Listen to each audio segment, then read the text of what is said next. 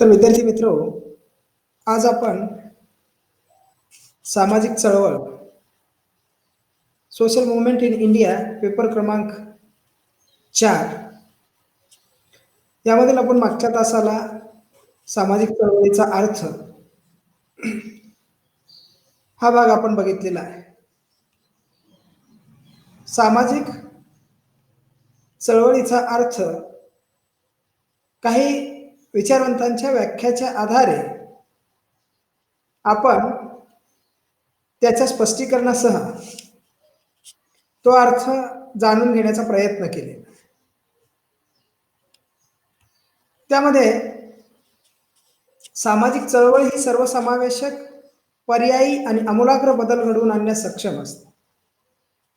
समाजामध्ये जे बदल घडवून आणायचे आहेत, हे बदल घडवून आणण्यासाठी समाजामध्ये सामाजिक चळवळींची निर्मिती झालेली असते.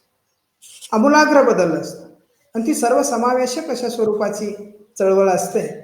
या अर्थानं या सामाजिक चळवळीचा अर्थ आपण बघितले. आज आपण सामाजिक चळवळ त्याचे काही टप्पे आज बघणार आहोत की सामाजिक चळवळ कोणकोणत्या टप्प्याने विकसित होत जाते. सामाजिक चळवळ काही टप्प्यामधून विकसित होत जाते. त्यातला जी प्राथमिक अवस्था आहे सामाजिक चळवळीची, यामध्ये समाज व्यवस्थेपुढे रोज अनेक समस्या उभ्या असतात. हे वेगवेगळ्या प्रकारचे प्रश्न हे समाज व्यवस्थेपुढे उभे असतात आणि हे प्रश्न सोडवण्यासाठी किंवा या प्रश्नांची उकल करण्यासाठी समाजामध्ये अनेक वेगवेगळ्या प्रकारच्या सामाजिक चळवळी निर्माण होत असतात. आता समाजासमोर असणारे प्रश्न कोणते? काही घटकावर अन्याय होतो. समाजातले जे वेगवेगळ्या लोक आहेत, वेगवेगळ्या घटकामध्ये विखुरले गेलेले, या समाजातल्या काही घटकांवर अन्याय ज्या वेळेला होतो त्यावेळेला समाजामध्ये सामाजिक चळवळीला सुरुवात होते. तर काही घटक विशिष्ट लाभापासून वंचित असतात. जाणीवपूर्वक समाजातल्या काही घटकांना विशिष्ट लाभापासून वंचित ठेवण्याचा प्रयत्न केला जातो. त्यावेळेला या घटकाचे लोक एकत्रित येऊन समाजामध्ये सामाजिक चळवळीची निर्मिती करतात किंवा सामाजिक चळवळीला चालना देतात. त्यावेळी समाजातील अथवा बाहेरील एखादा विचारवंत समाज सुधारक आपल्या विचारांची मांडणी करतो.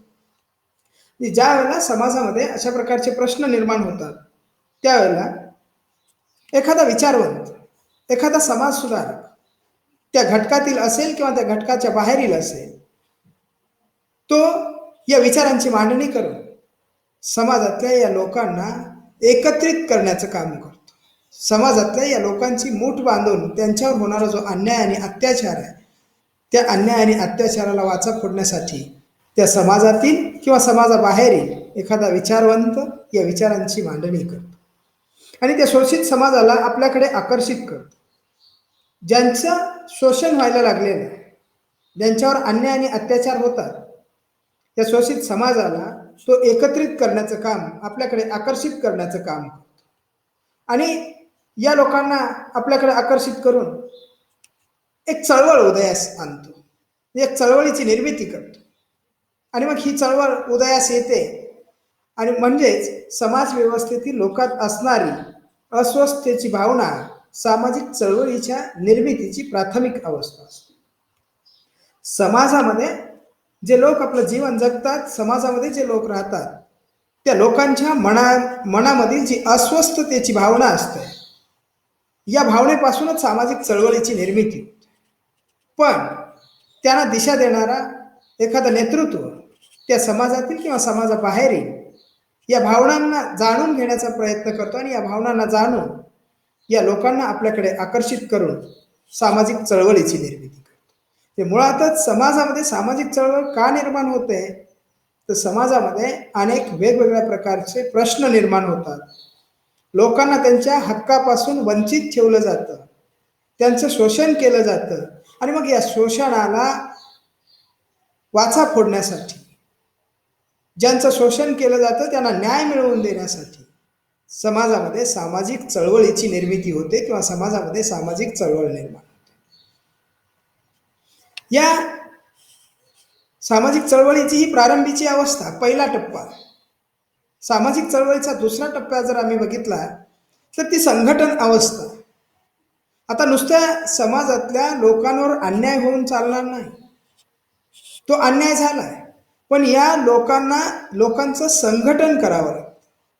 आणि मग संघटन केल्यानंतर त्याचं चळवळीमध्ये रूपांतर होतं. मग ही संघटन अवस्था आहे, दुसरी अवस्था. या अवस्थेत समाजातील लोकांचे हक्क, त्यांच्यावर होणारे अत्याचार, त्यांचे हितसंबंध हे काही लोकांच्या विचारांमुळे पुढे येते. बघा, समाजातील लोकांचे हक्क, त्यांच्यावर होणारे अत्याचार आणि त्यांचे हितसंबंध हे ज्यावेळेला पुढे येतं आणि मग त्यांचे हक्क, त्यांचे हितसंबंध, त्यांच्यावर होणारे अत्याचार यांना जाणून घेतलं जातं आणि त्यामुळे पीडित समाज एकत्र संघटित होऊन त्या चळवळीचं रूप प्राप्त होते. यामध्ये चळवळीचे निश्चित ध्येय धोरणे आखून कृती कार्यक्रम आखण्यात येतो. चळवळीचे तत्वज्ञान सर्वदूर प्रसारित करून अधिकाधिक लोकांचा पाठिंबा मिळवून चळवळ अधिक संघटित केली जाते. तर ही चळवळ संघटित करण्यासाठी या अवस्थेत समाजातील लोकांचे हक्क, त्यांच्यावर होणारे अत्याचार, त्यांचे हितसंबंध हे काही लोकांच्या विचारामुळे पुढे येतात. त्यामुळे पीडित समाज एकत्र संघटित होऊन त्या चळवळीचं रूप प्राप्त होते. या पीडित समाजाला एकत्रित येऊन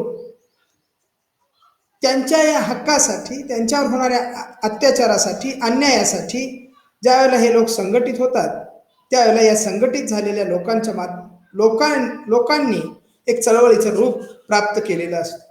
त्यामध्ये चळवळीची निश्चित ध्येय धोरणे आखलेली असतात की आपल्याला काय करायचं आहे, कशासाठी लढायचं आहे, आपल्यावर होणारे अत्याचार हे कसे दूर करायचे, त्याची ध्येय धोरणे आखले जातात. एक कृती कार्यक्रम आखला जातो की जे अन्याय आणि अत्याचार होतात, जे आपले हक्क आहेत, जे आपले हितसंबंध आहेत, ते हितसंबंध जोपासण्यासाठी,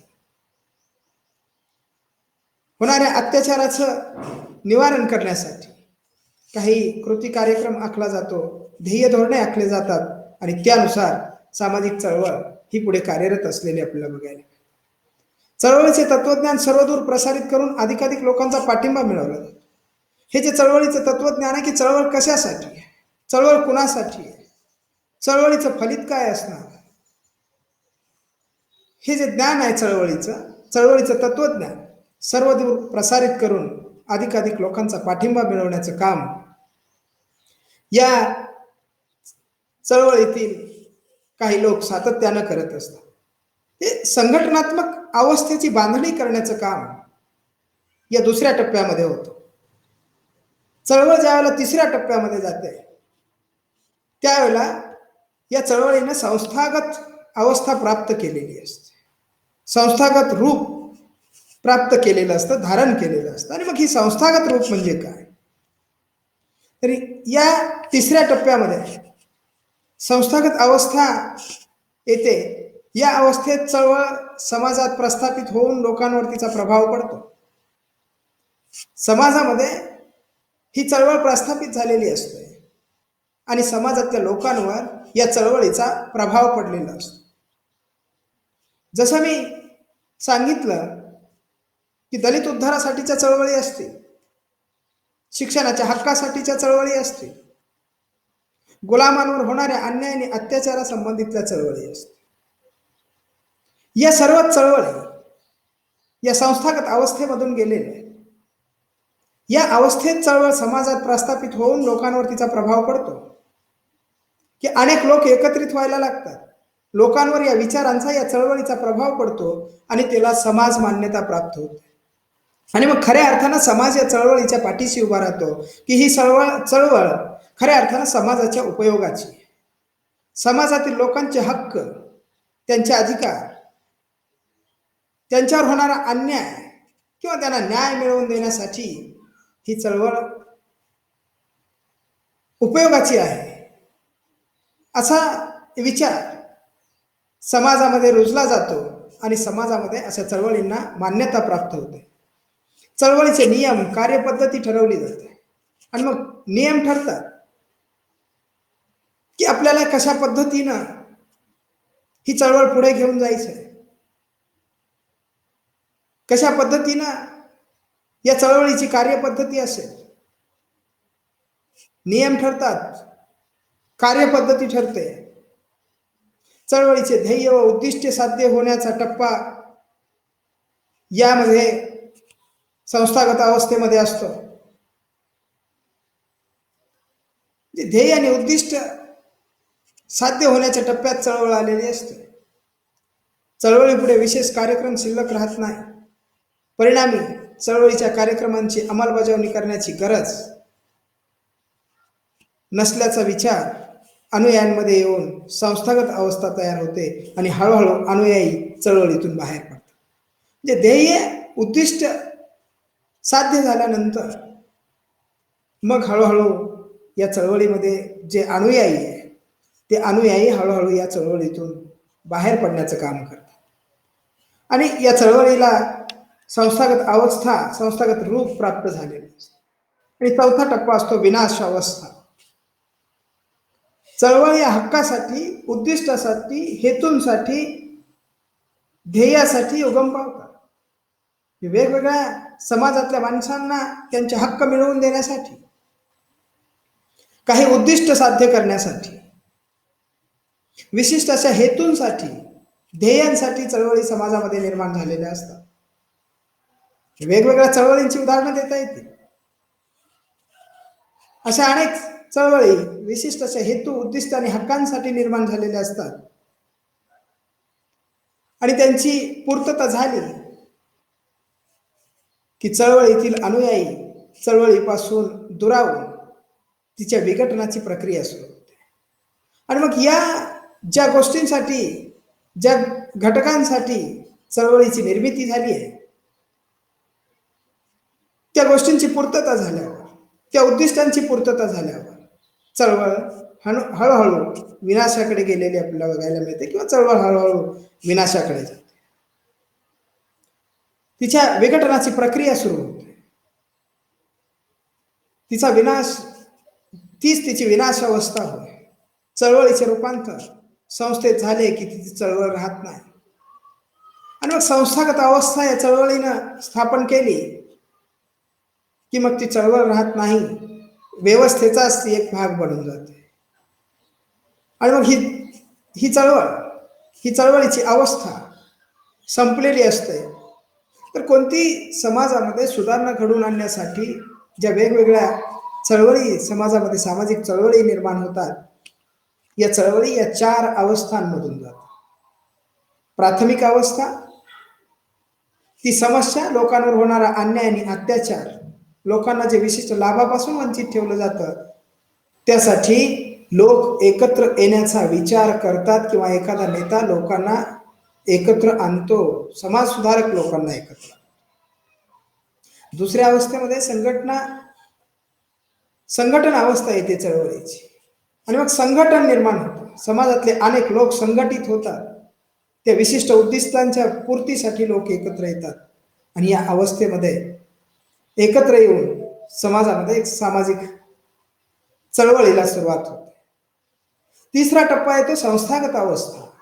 संस्थागत अवस्थेमध्ये लोकांचे उद्दिष्टांची पूर्तता झालेली असते, ते साध्य झालेले असतात.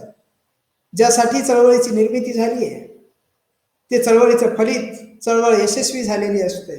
आणि ही चळवळ यशस्वी झाल्यानंतर कालांतराने ती चळवळ संस्थागत अवस्था प्राप्त करते आणि संस्थागत अवस्था प्राप्त झाल्यानंतर ती चळवळ व्यवस्थेचाच एक भाग बनून जाते. कालांतरानं विनाश अवस्था येते. या विनाश अवस्थेमध्ये चळवळ या ज्या हक्कांसाठी निर्माण झाल्या होत्या ते हक्क, उद्दिष्ट, हेतू पूर्ण झाल्यानंतर चळवळ ही विसर्जित केली जाते किंवा ती विसर्जित होते, तिची विनाश अवस्था असते.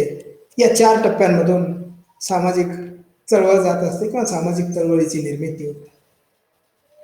चळवळी या वरील 4 टप्प्यामधून जातात, मार्गक्रमण करतात. काही चळवळी आपले उद्दिष्ट साध्य करतात तर काही चळवळी अयशस्वी होतात. समाजामध्ये निर्माण झालेल्या सगळ्या चळवळी ह्या यशस्वी होतात असं नाही.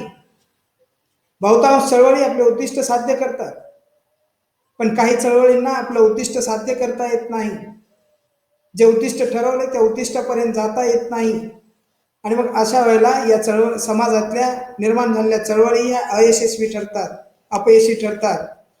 आज अनेक कामगार चळवळी वरील अवस्थांमधून गेले आहेत. अनेक वेगवेगळ्या प्रकारच्या कामगारांच्या चळवळी निर्माण झालेल्या आहेत. सरकारच्या विरोधामध्ये, कारखानदारांच्या विरोधामध्ये, भांडवलशाही व्यवस्थेच्या विरोधामध्ये कामगारांनी चळवळी केलेल्या आहेत. या चळवळी या 4 अवस्थांमधून गेलेल्या आहेत. सामान्यतः विशिष्ट सामाजिक परिस्थितीतच सामाजिक चळवळींचा उदय होतो. कारण सामाजिक चळवळीच्या उदयासाठी विशिष्ट अशा प्रकारची सामाजिक परिस्थिती निर्माण व्हावी लागते आणि त्या परिस्थितीमध्ये त्या सामाजिक चळवळी निर्माण होतात. उदाहरणार्थ समाजामध्ये गुलामगिरीची अवस्था होती आणि या गुलामांचा प्रचंड छळ केला जातो. त्यांना त्यांच्या हक्कापासून वंचित ठेवल्या जात होतं. त्यांच्यावर अन्याय केला जात होते. अमानुष अशा प्रकारचे अत्याचार या गुलामांवर केले जात होते. म्हणून या गुलामांना या अवस्थेमधून बाहेर काढण्यासाठी, त्यांना न्याय मिळवून देण्यासाठी गुलामांच्या चळवळी निर्माण झाल्या किंवा गुलामांच्या मुक्तीच्या चळवळी निर्माण झाल्या. ही परिस्थिती या गुलामगिरीच्या अवस्थेमध्ये होती. सर्वसामान्य लोकांना शिक्षण घेण्याचा अधिकार नव्हता.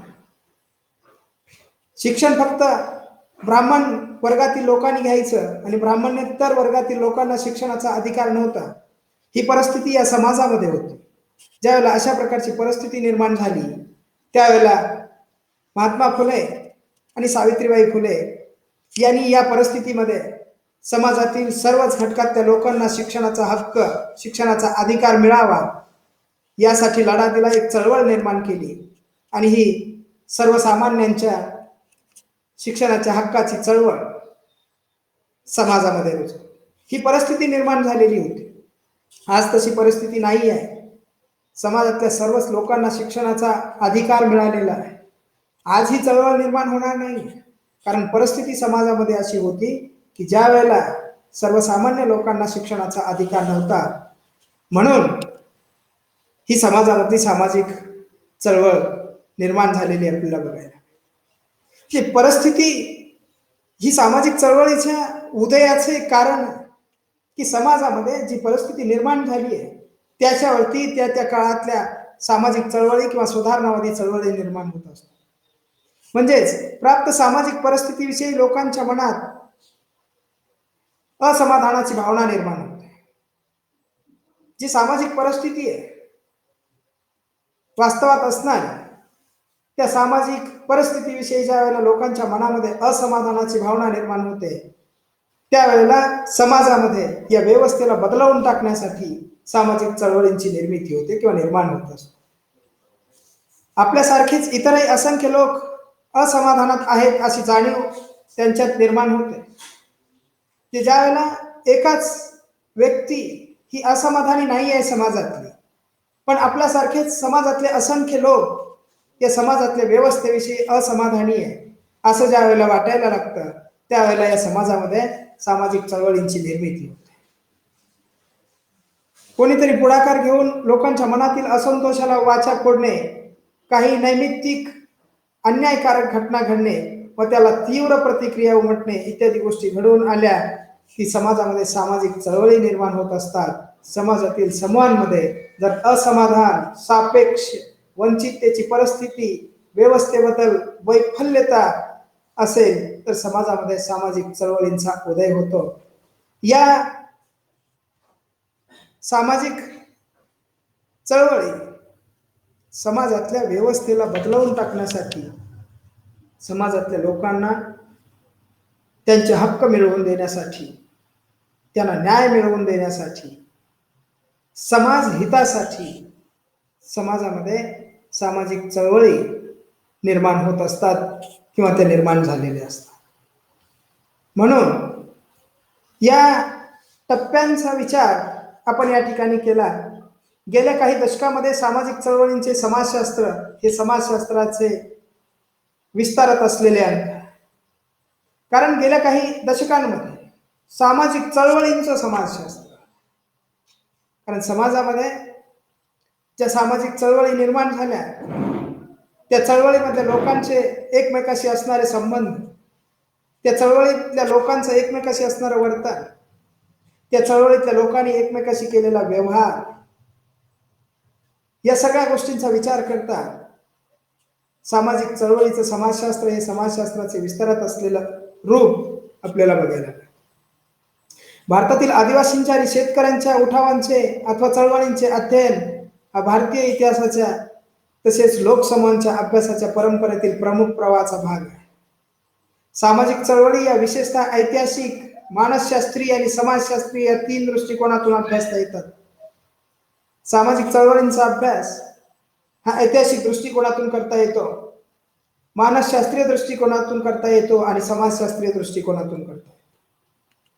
की सामाजिक चळवळींचा या समाजाचा असणारा इतिहास, सामाजिक चळवळींचा असणारा इतिहास, की त्या तत्कालीन समाजातली असणारी परिस्थिती आणि निर्माण झालेल्या सामाजिक चळवळी, सामाजिक चळवळी ही त्या परिस्थितीची देण असते.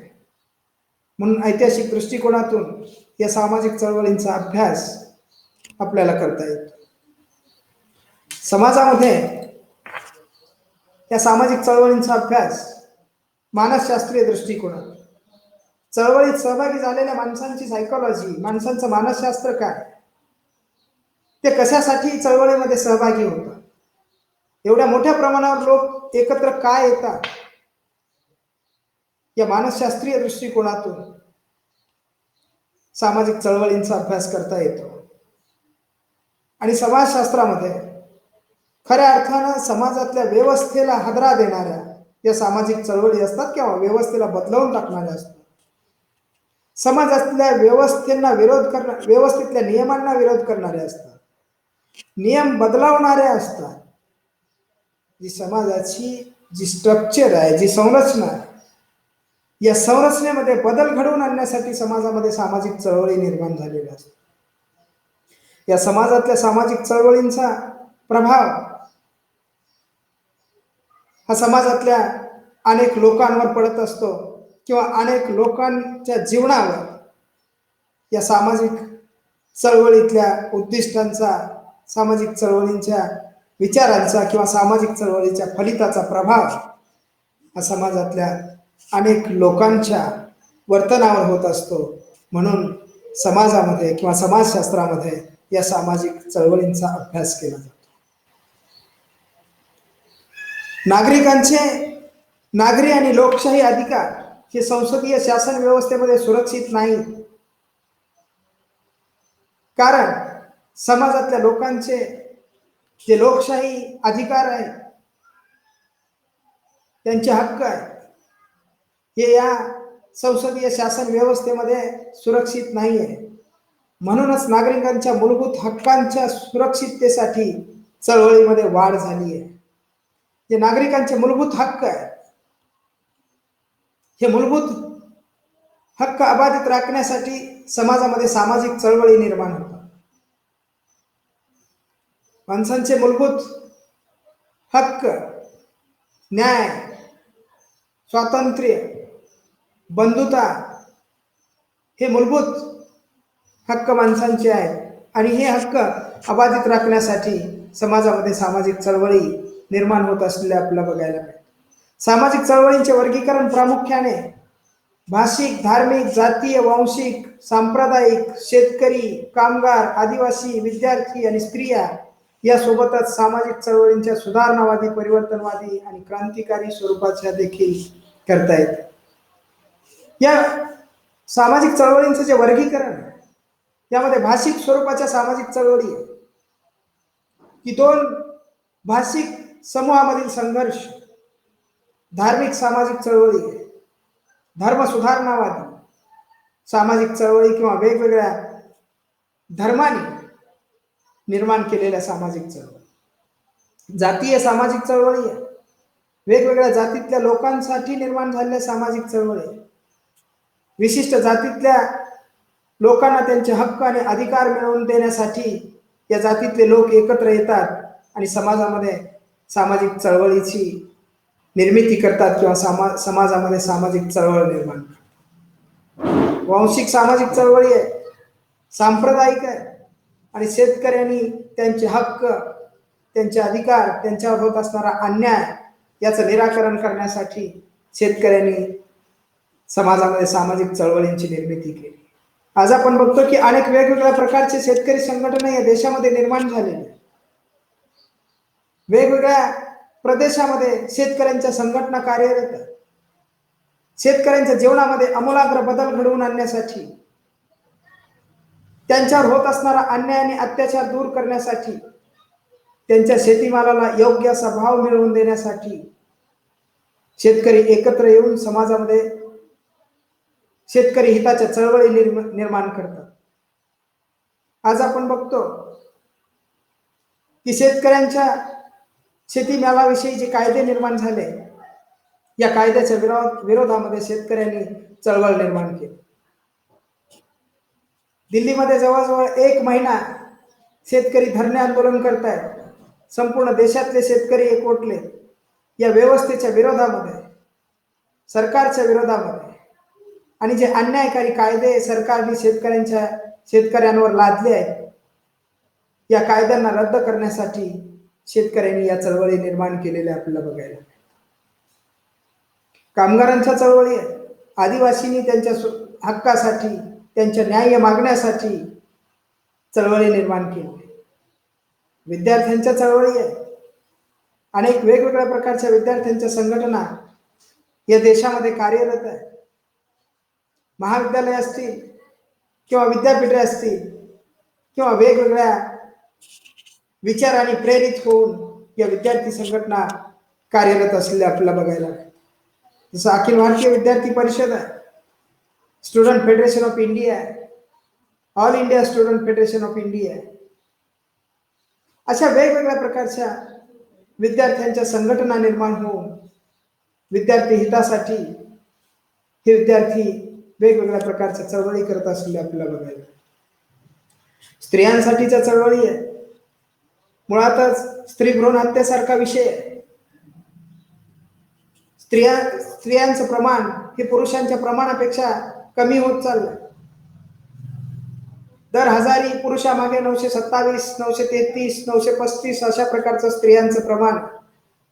आणि जर स्त्री आणि पुरुष यांच्यामध्ये इम्बॅलन्स निर्माण झाला तर समाजामध्ये स्त्रियांच्या संदर्भातले अनेक वेगवेगळ्या प्रकारचे प्रश्न